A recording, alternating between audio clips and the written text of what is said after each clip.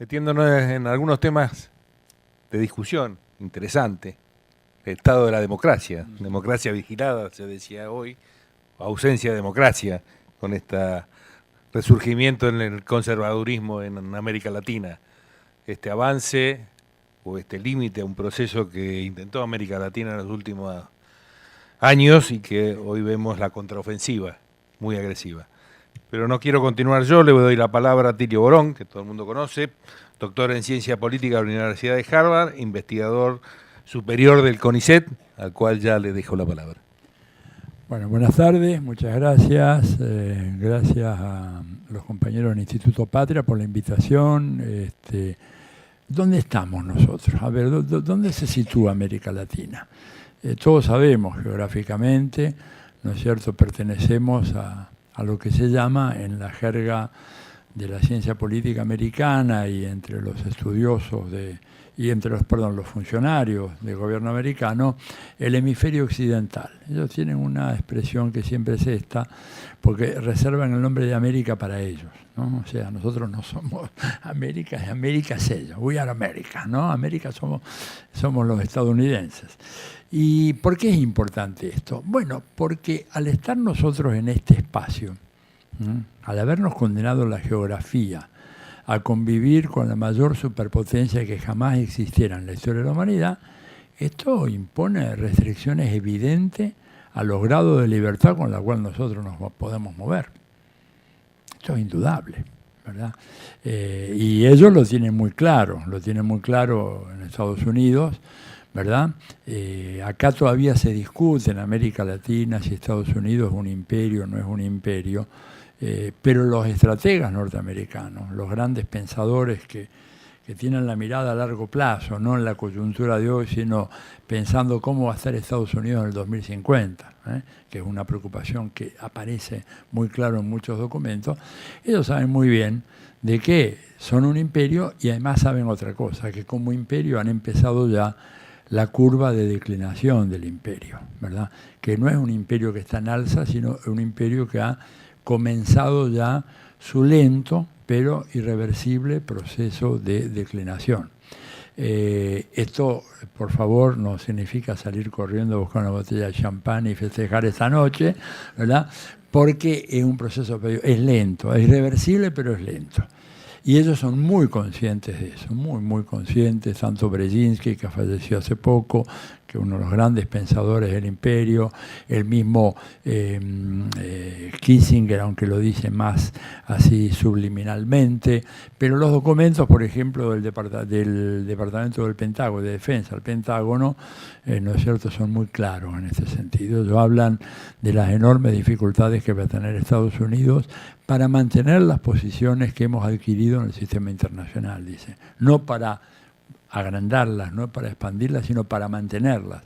Vamos a tener muchas dificultades. Y entonces, claro, viene enseguida la reflexión histórica. Si uno mira la historia de los imperios se vuelven mucho más agresivos, virulentos, hasta sanguinarios en la fase de retirada, por contraposición a la fase de la conquista. No es que la conquista fue un paseo, no es cierto, la conquista fue durísima, fue muy sangrienta, pero más lo ha sido, cuando uno mira la historia de los imperios, el proceso de retirada. El caso más claro, digamos más paradigmático, es el caso de Francia, ¿no es cierto? Francia, a comienzos de la década del 60, cuando se le está por caer la última pieza del gran imperio colonial francés, que era Argelia. Y ahí el comportamiento de Francia, la Francia de los derechos humanos, de la Revolución Francesa, del Consejo de Seguridad, del nuevo orden mundial, hizo de la tortura un instrumento científico y dedicó, digamos, enormes e ingentes cantidades de tiempo y hombres y mujeres para ver de qué manera se podía torturar más eficazmente. O sea, el carácter sanguinario que tuvo la retirada de Argelia es tremendo. Los que tengan dudas, hay por ahí una película maravillosa de Gillo Pontecorvo, se llama La batalla de Argel. Ahí está todo dicho. Lo que él hace es una radiografía de esa barbarie. Y nosotros mismos, el Imperio Español en América, estuvo marcado por niveles fenomenales de represión. peores que los que hubo en la época de la conquista, ¿verdad? ¿Qué es eso? El descuartizamiento de José Gabriel Condorcanqui, más conocido como Tupac Amaru, en frente de su mujer y sus hijos, habla, digamos, de un grado de crueldad y de alevosía que no hubo en las fases iniciales. E incluso el himno nacional argentino, ¿no es cierto?, tiene ahí una estrofa de esas que hemos sacado para no incomodar a los reyes de Francia, de España, digo, cuando vienen acá, demostrarles nuestra angustia porque estábamos emancipándonos de ellos, pero hay una estrofa que creo que decía algo así como: no los veis sobre México y Quito arrojarse con saña tenaz, y cual lloran bañados en sangre Potosí, Cochabamba y La Paz. Este es el himno. No era que lo hizo, ¿no es cierto?, un zurdito loco, digamos, a la salida de una cena con Mirta Legrand, de pura rabia, no. Esto lo hizo, digamos, el autor de nuestras letras, hablando de lo que era la violencia desatada que tenía el imperio en su fase final. Lo que nos espera algo parecido, ¿verdad? Lo que está pasando ahora, por ejemplo, en Siria, que es una aberración, es una muestra, ¿verdad?, de las tantas que ha habido en los últimos tiempos, porque no es que el imperio empezó su declinación ahora. En general, los estudiosos americanos ponen esta cifra, ponen la fecha fundamentalmente, simbólicamente, después de lo de las Torres Gemelas. El 11 de septiembre de 2001 fue la primera vez que el territorio norteamericano continental fue atacado desde el último enfrentamiento bélico con los británicos en 1812. Entonces, que 190 años después aparezca un ataque fue un acontecimiento traumático, sobre todo porque reveló la incapacidad de Estados Unidos para pronosticar o predecir, o tal vez sería un tema larguísimo lo de las Torres Gemelas, o tal vez, digamos, una actitud de complacencia con el terrorismo internacional a los efectos de facilitar luego la guerra de Irak y todo lo que vino más tarde. Pero en todo caso, ahí marcan ellos el inicio de este declive, y esto evidentemente hace que nosotros en América Latina seamos la retaguardia estratégica. Ellos están dispuestos a perder todo, menos América Latina y el Caribe. Si le dan a elegir, les pongo un ejemplo, además lo chequeé esto con colegas americanos, a ver, en un contexto crítico muy duro de las relaciones internacionales, y tienen que optar por perder Francia o perder Brasil, México, Argentina, perdemos Francia, sin ninguna duda. ¿Y eso por qué? Bueno, porque por varias razones. Primero, porque desde los comienzos de la historia de los Estados Unidos como país independiente, América Latina siempre fue visto como su cinturón de seguridad. Esta es el área de seguridad, ¿no es cierto?, de los Estados Unidos, ya desde aquella época. En 1823 esto adquirió el estatus de una doctrina, la famosa doctrina Monroe. Fíjense que si América Latina no hubiera sido así de importante, difícilmente Estados Unidos le hubiera consagrado la primera doctrina de política exterior. Lo hace porque este continente era y es el más importante del mundo para ellos, ¿verdad? Entonces, doctrina Monroe en 1823. En 1826, boicot al Congreso Anficciónico, convocado por Simón Bolívar en Panamá, 1826, y en donde a partir de ahí quedan, digamos, fijadas las dos grandes constantes de la política exterior de Estados Unidos para América Latina. Constante que se mantienen inalterables a pesar de que pasen los presidentes, que sean demócratas, republicanos, que sean blancos, negros o rubios, no importa, las constantes son, en primer lugar, América para los estadounidenses, es decir, este continente es nuestro, somos dueños de este continente, y como llegaron a decir en una reunión, yo estuve ahí presente, uno de los expositores, se le escapó un poco la lengua y la cortesía que debe imperar en estas reuniones académicas, dijo, bueno, ustedes nos pertenecen, you belong to us, dijo así directamente, ustedes nos pertenecen.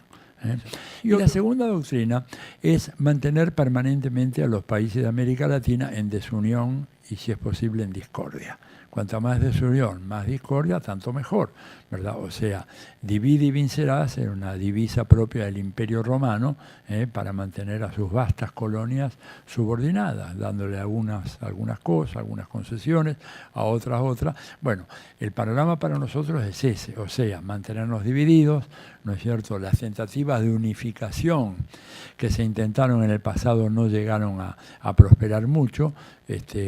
La OEA es el símbolo más evidente del fracaso de esa política, ¿verdad? Que ahora la OEA ha quedado sumamente deteriorada como su imagen, pero cuando se dan inicio procesos de integración autónomos tipo UNASUR o tipo la CELAC, Estados Unidos reacciona con mucha virulencia, chantajeando a algunos gobiernos. Los gobiernos más débiles son chantajeados, que yo, por ejemplo, a los salvadoreños, para que no entraran a la CELAC, les dijeron les mandamos de vuelta a todos los migrantes que tienen en Estados Unidos, lo cual provocaría una hecatombe, ¿verdad? En un país muy pequeñito, con el más densamente poblado de América Latina y con graves problemas económicos, de atraso, etcétera. Lo mismo a los dominicanos, mandarle de vuelta la migración dominicana. O sea, Estados Unidos utiliza todo eso para, ¿verdad?, encuadrar a estos países, y a los otros, bueno, ofreciéndoles garantías que después, por supuesto, no cumple. Estados Unidos es el gran mentiroso del escenario internacional, ¿verdad? Pero maneja muy bien esa mentira y esos chantajes. Por ejemplo, cuando estalló la crisis de la deuda, ¿verdad?, en el 82, poco tiempo después, cuando sube Alfonsín en la Argentina, él propone la creación de un club de deudores, porque había un club de acreedores que funcionaba en no sé en cuál banco. ¿Te acuerdas cuál banco era, Alejandro? Yo no me acuerdo ahora, pero no importa, es un dato marginal. Lo que sí me acuerdo es que uno de los actuales altos funcionarios del gobierno estaba en ese banco en aquella época, del otro lado, como el club de los acreedores. Bueno, la idea de Alfonsín fue muy buena, pero claro, ¿quién estaba con él? Estaba todavía la dictadura militar en Brasil, que no querían saber absolutamente nada. Después vino Sarney, pero ya Sarney viene 2 años más tarde. En Chile estaba Pinochet.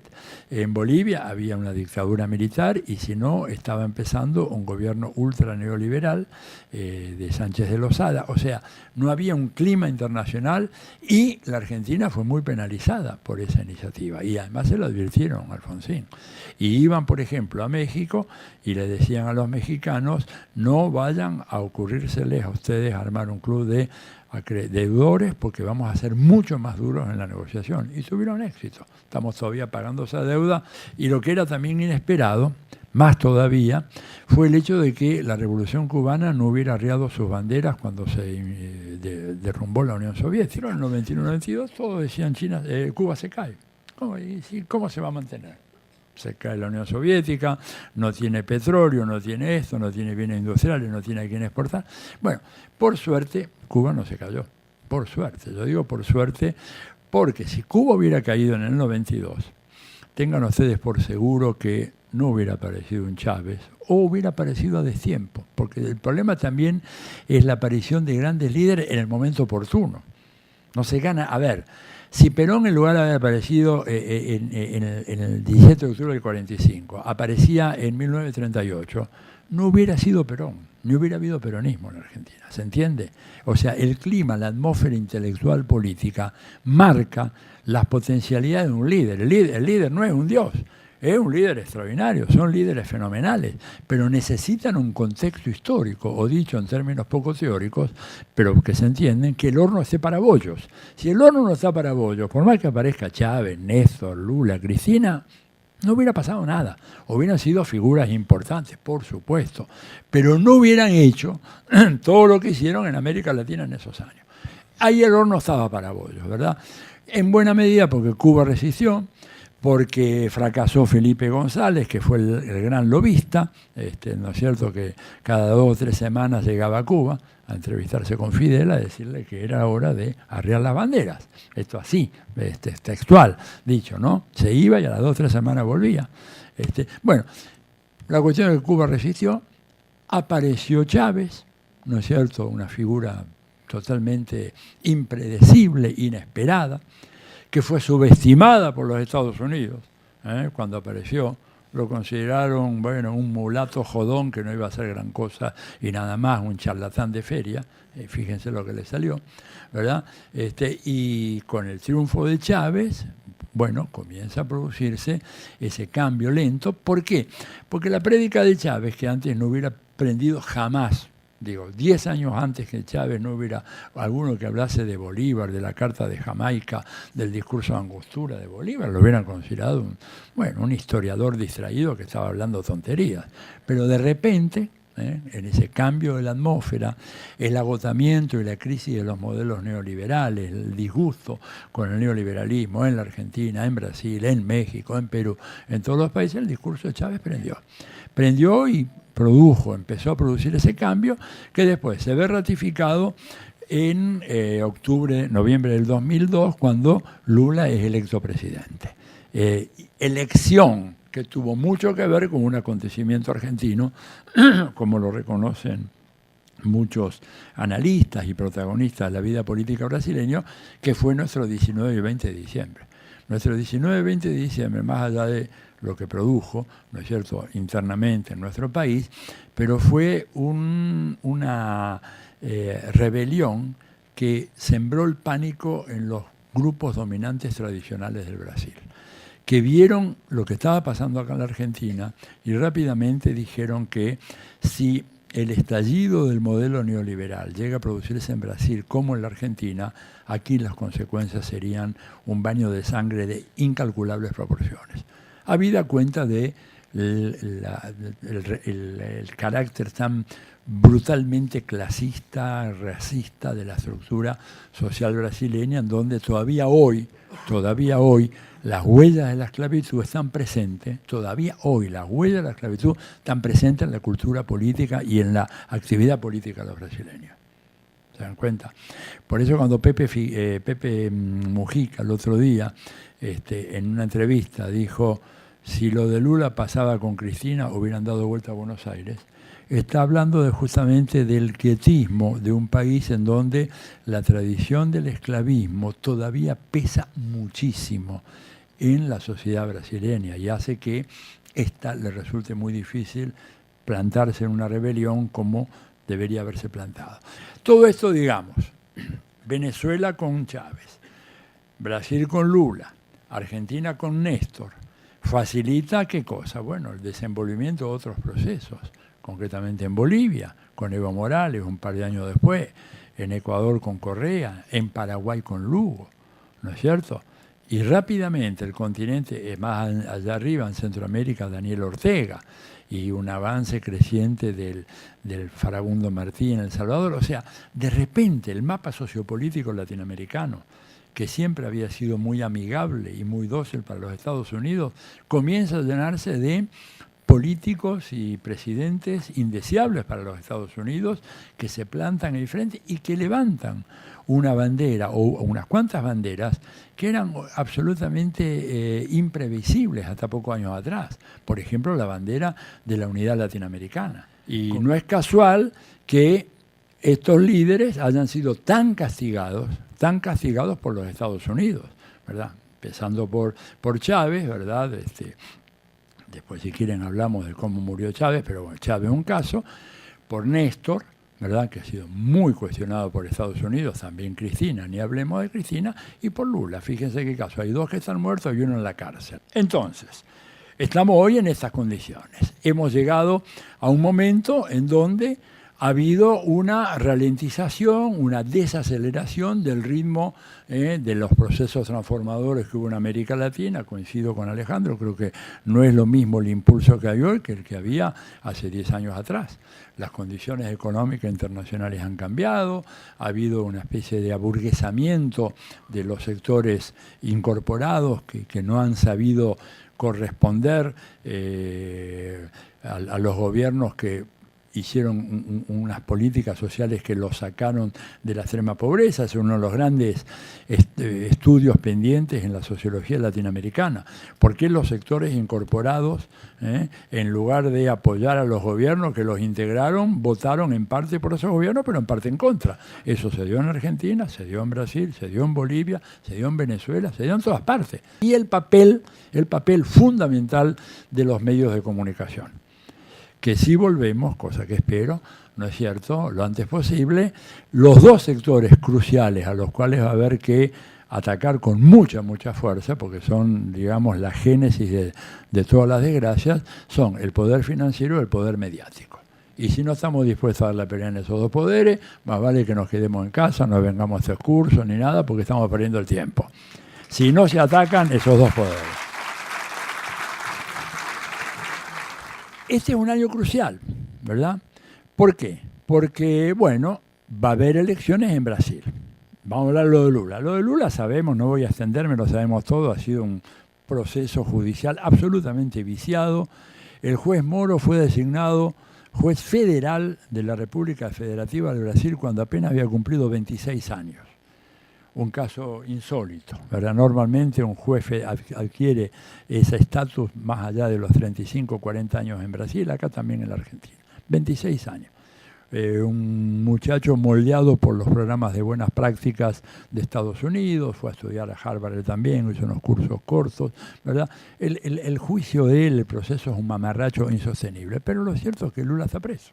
¿Significa esto ya la derrota del campo progresista, del PT en una alianza con otros partidos? De ninguna manera.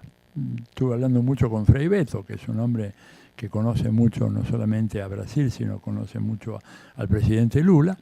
Y, por ejemplo, Lula cree que aún desde la cárcel, una coalición que integra el PT con otras fuerzas políticas progresistas, puede ganar las elecciones en Brasil. Y este es un dato muy importante para nosotros con vistas al 19. No es lo mismo la elección del 2019 en la Argentina con un gobierno tipo Temer, ¿verdad?, en Brasil, que con un gobierno dirigido por el PT, con una alianza, ¿no es cierto?, con Lula o sin Lula. Entonces, una elección crucial. Pero antes de ello viene elecciones en Colombia. En Colombia, en donde se juega mucho, por supuesto, Colombia es un país muy importante desde muchos puntos de vista, y lo que se está viendo es que el bipartidismo tradicional colombiano se ha roto. Y eso es un dato muy alentador. Si hubiera un espíritu unitario y una mayor madurez en las fuerzas políticas de la izquierda y del campo progresista, se podría llegar a pelear la elección presidencial, ¿verdad? Y eventualmente, si llegara a darse el milagro, que sería casi el milagro de que triunfe Petro o una coalición en donde estén las fuerzas progresistas, el impacto regional sería enorme. Eso sería a fines de mayo. Antes tenemos las elecciones en Paraguay, que ahora en la semana que viene. Está muy pareja la cosa, ¿verdad? Por una parte los representantes, la continuación del gobierno de Cartes, y luego una coalición entre el Partido Liberal, que es un partido más democrático, ¿verdad?, y el Frente Guazú del expresidente Fernando Lugo, están ahí cabeza a cabeza. Vamos a ver qué es lo que sale. Ojalá que ganen los buenos. Pero lo que sería realmente un golpe así tremendo sería el triunfo de López Obrador en México. El triunfo de López Obrador en México mueve el tablero de la política sudamericana, totalmente, lo conmueve. Ahora, López Obrador enfrenta tres problemas. Primero, que no lo maten, ¿verdad?, que es un dato que en política mexicana, ¿verdad?, matar a alguien está al alcance de cualquiera de ustedes. Se lo digo, yo he vivido 8 años en México, así que conozco el paño absolutamente. Un día yo tuve que ir a acelerar rápido a un funeral, porque me habían avisado que murió una persona, era un amigo mío, un colega de la UNAM, y salgo y tomo un taxi. Yo le explico rápido que tengo que ir a un funeral, etc. El hombre entendió como que había alguien que me estaba amenazando a mí de muerte. Y me dijo: mire, doctor, por $100 arreglamos todo eso, hasta le garantizamos el funeral al muertito. Textual. Un hombre, un tachero común y corriente, muy simpático. Digo, o sea que López Obrador tiene que, primero, asegurarse que está con vida. Segundo, ganar. Y tercero, que le den el gobierno. Ahora, si se dan estas tres condiciones, vuelvo a repetir, el mapa cambia. Y además cambia y pega acá el rebote en Brasil, que tiene la elección en octubre. Porque si gana López Obrador, si lo del PT en alianza con otros partidos no está descartado, sino que pueden ser una alternativa real, habida cuenta de la total dispersión, ¿no es cierto?, de la derecha brasileña, que no tiene un candidato que no tenga prontuario, ese es el problema. Temer sale el 1 de enero y de ahí va a la cárcel. O sea, Temer es, a ver, lo de Josecito López elevado al cubo, porque ya lo han sorprendido a la gente de él, pero era gente de él, no que estaba tirándolo por un monasterio, gente de él que venía a un mandado con bolsas llenas de miles y miles de dólares. El proceso no se pone en marcha porque tiene inmunidad presidencial, pero el 1 de enero la deja de tener. O sea, Aécio Neves no tiene condiciones porque está involucrado en actos de corrupción. O sea, no hay una figura de la derecha en Brasil que pueda en este momento remontarse más allá del 7-8% de los votos, excepto Bolsonaro, este personaje que le dije, que tiene 15%. Pero Lula tiene 37% de intención de voto. Y nosotros en la Argentina sabemos que a veces un presidente preso o en el exilio tiene más capacidad todavía que si estuviera adentro para hacer ganar elecciones. Es decir, Perón, ¿cuántas elecciones ganó? En provincias nacionales estando en el exilio. Creo que estamos en un momento especial. Creo que los enemigos quieren que nos desanimemos. Los enemigos quieren de que nos desarmemos. Los enemigos nos quieren convencer de que el ciclo progresista se ha acabado, pero la verdad que el ciclo progresista yo creo que ha tenido en este momento un relativo reflujo, pero que va a ser relanzado. Entre otras cosas porque basta con que sigamos teniendo este gran director de campaña que es Macri para que la gente en la Argentina, a salvo que seamos idiotas todos, ¿no?, que la gente en un país como la Argentina diga, bueno, ya tenemos suficiente con esto, queremos otra cosa. Dialoguemos mucho con la gente, sepamos escuchar. Yo creo que a veces sabemos poco escuchar, ¿no es cierto? Sepamos escuchar y sobre todo tengamos muy claro de que acá la unidad va a ser el elemento fundamental y único que puede garantizar la victoria en el 2019. En la medida en que nos dispersamos por personalismo, por matices políticos, por historias pasadas, estamos liquidados. Yo creo que hay que hacer un enorme esfuerzo, ¿verdad? Un enorme esfuerzo para poder dar esta batalla todos juntos, todos alineados, postergando para otro momento discusiones que podamos tener sobre el pasado o sobre el futuro, pero por lo menos reconozcamos que estamos ante un peligro muy cierto, pues si esta gente llega a ganar de vuelta en el 19 y tenemos que ir al 23, lo que yo digo, ¿verdad?, como sociólogo, no solo como politólogo, que en esos 8 años el cambio en la estructura social y en la mentalidad y en la cultura de los argentinos va a ser muy difícil construir una alternativa más o menos progresista en el 23. O sea que la batalla es ahora.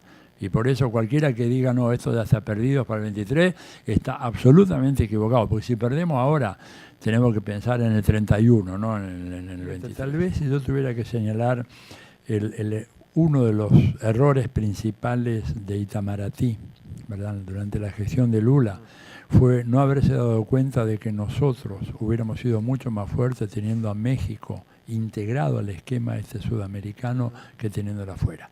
Ahí empezó a jugar una cierta rivalidad entre la Cancillería, no digo Lula, porque muchas de las decisiones realmente las tomaba la Cancillería con muy poca, el staff, ¿no?, de la Cancillería, y ese staff era muy antimexicano. Muy antimexicano, me consta, fue denunciado incluso por algunos analistas y algunos participantes brasileños como Moniz Bandeira, que murió hace poquito, que él siempre le preocupó ese talante muy antimexicano que había en la Cancillería brasileña, y eso nos debilitó, porque le entregamos le entregamos México casi en bandeja a los Estados Unidos, y eso nos debilita a nosotros, a todos, acá en la Argentina y también en Centroamérica y el Caribe. Se va desgastando. Yo creo que en cambio tenemos que pensar una buena estrategia para captar los que no están totalmente de acuerdo con nosotros. Porque si vamos a querer captar solo los que están de acuerdo con nosotros, desde ya pronostico una resonante derrota.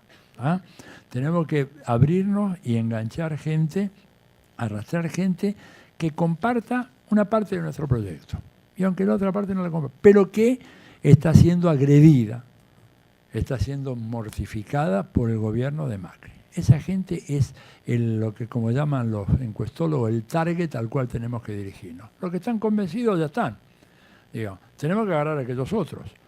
Tenemos, lo que yo digo, patentado una especie de fórmula, sacar una flota de ambulancias para recoger a todos los decepcionados que votaron engañados por esta gente, y que ahora lo peor que podemos hacer nosotros es reprocharles esto o castigarlos por eso. Yo no los reprocho. Tengo en mi familia montones de gente que, a pesar de mi recomendación, votaron mal. Y ahora están desesperados por votar bien. Y yo le dije, bueno, me parece bien, hiciste tu experiencia. Nada de decirle, claro, nada de decirle, sos un idiota, te la canté, digamos, no. Bueno, hay que hacer la experiencia, ¿verdad? Pensarlo, hablarlo, charlarlo con tu analista, ver qué te dice, para no cometer el mismo error. Pero salir a captar, porque sin ese electorado no ganamos. Si no saquémonos, además, esto Perón lo vino diciendo desde cuánto hace. Perón fue frentista, el gran inspirador del frentismo en la Argentina es Perón, porque él sabía que con los peronistas solos ya no se ganaba, que necesitábamos tener un mix, y ese mix hay que construirlo, y tenemos que apelar a toda nuestra empatía, nuestro buen humor, nuestra cordialidad, guardarnos la bronca, porque con eso no ganamos nada. Porque si vamos a empezar a hostilizar a la gente que votó engañada, equivocado, lo que sea, estamos perdidos. Creo que tenemos que atraerlo, y si hacemos eso podemos ganar. Bueno, dejé la última pregunta porque en realidad esta pregunta da para que sigamos 4 horas más. Entonces aprovecho para darle las gracias y pedir que en 2 minutos la puedan responder. Más allá del rol de los medios, ¿qué autocrítica deben hacerse los gobiernos populares? ¿Qué errores propios contribuyeron a perder tantas elecciones en la región?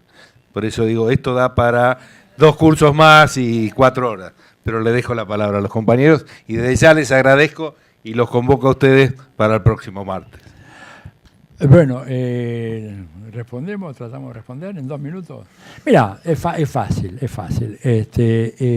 La mayoría de estos gobiernos cayó víctima de una ilusión, todos, sin excepción, de que incorporando a los sectores que estaban hundidos en la estructura social iban a ampliar su base electoral.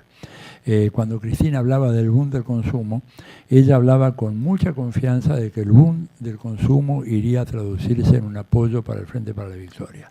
Algunos tratamos de decir que no iba a ocurrir tal cosa, de que la enseñanza de la sociología hablaban claramente de que ante la ausencia de un proceso persistente de educación política y de instrucción política, el boom de consumo lo que te hace es convertir en votantes de clase media a quienes no son clase media, pero que imaginariamente se comportan políticamente como clase media. Ese ha sido el problema. El problema en Brasil, el problema en Venezuela, el problema en Ecuador. A Correa le hicieron una manifestación, ¿no es cierto?, con su famosa ley de la herencia, que iba a afectar al 0.1% de la población ecuatoriana que podía heredar, el resto no. Y sin embargo se le arma una gran manifestación llena de representantes de las comunidades indígenas, de pueblos originarios que jamás habían recibido una herencia, jamás iban a heredar nada, y sin embargo fueron manipulados, ¿verdad?, diciéndole, hoy me sacan a mí, mañana te sacan tu cabrito y tu vaquita. Y enganchó el discurso. Primer error, eso. Segundo error, nosotros, aprendices en la estrategia electoral, ¿verdad? Una fórmula como Scioli y Zanini estaba condenada a ser derrotada. Un estudiante de primer año de ciencia política, un examen, se le hace una pregunta así, y si dice que con esa fórmula gana, inmediatamente bochado. Porque era una fórmula para los ya convencidos, vuelvo a lo de antes. Una fórmula para los que estamos convencidos, votamos sin ningún problema. Pero el problema no es que voten los convencidos. Los que están parcialmente convencidos tienen que venir acá, ¿no es cierto? Ese segundo error de estrategia. Tercero, haberse dormido en el tema de la lucha antiinflacionaria, que comía la enorme política social que hizo el kirchnerismo y que se la devoraba la inflación hasta que llegó Axel y empezó con el tema de precios cuidados y ahí se trató de controlar, pero un poco ya era muy avanzado, o el empecinamiento en seguir cobrando ganancias a los asalariados, lo cual era una locura, porque afectó fundamentalmente a la base social electoral del kirchnerismo, no afectó al Colorado de Narváez, ni a Pratgay, ni a todo eso, afectó a los votantes kirchneristas, los desilusionó, se sintieron traicionados, porque ¿cómo? Le están cobrando a mí y a aquellos otros no le cobran nada. Y lo tercero, no haber nacionalizado el comercio exterior. Acá me meto un tema de economía, pero bueno, ¿pero por qué digo esto? Porque con este país durante todos esos años tuvo ingresos por exportaciones promedio más o menos 60.000 millones de dólares al año, que iban directamente al bolsillo de un grupo de 500 grandes empresas vinculadas al negocio exportador. Eso tendría que haberse hecho lo que hizo Perón, es decir, eso entra al Estado, se le paga a los agrarios, yo no digo expropiarlo, se les paga, pero el resto lo maneja el Estado y evita, digamos, la locura de aquella del dólar, que para conseguir el dólar tenías que hacer el trámite en el banco, la derecha se aprovechó muy bien, acuñó la expresión cepo cambiario y con eso nos refundieron a todos, convencieron a una cantidad enorme de gente de que no se dejan comprar dólares, eso lo convencieron. Entonces son errores que no hay que volver a cometer. Y por supuesto, perdón, el último, no puede ser que un juez de Chañar Ladeado decida hacer un amparo en contra de una ley de medios que fue aprobada, como se aprobó en este Congreso, discutida durante 5 años y que te pasen por encima, digamos, con una serie de amparos. Ahí lo que se impone, lo que se imponía es haber hecho una enorme manifestación de masas en frente a las oficinas de Clarín y decir, la ley de medios se cumple y ahora tiene nuevos medios. Y punto. Basta de tanta tolerancia, que lo que van a decir esto. Entonces, esas son algunas de las pocas enseñanzas que creo que van a ser útiles a partir del 19. Estoy de acuerdo. Bueno. Gracias a todos y los esperamos el martes que viene. Yo me tiré a contestar, pero no